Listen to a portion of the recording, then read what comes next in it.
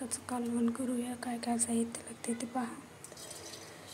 तेल तापलेलं आहे, त्याच्यात जिरे मोहरी टाकून घेऊ. मस्त तडकले ना त्यात लसूण टाकून घेऊया.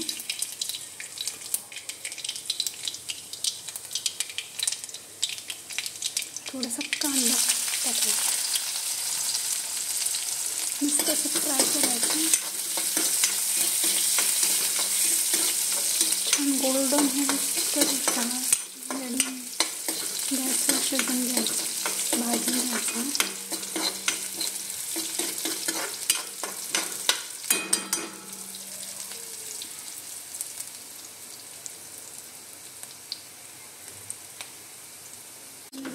भाजायचं.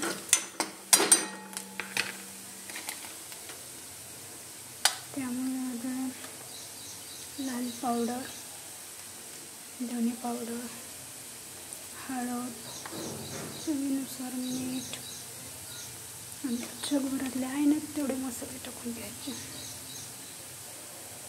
तुमच्याकडे जे असतील गरम मसाला, मटन मसाला ते टाकून घ्यायचं. मस्त असं हलवायचं 5 मिनिटं.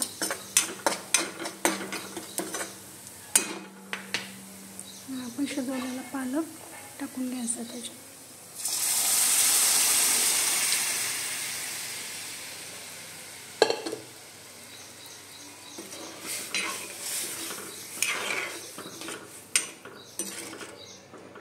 असं रगडा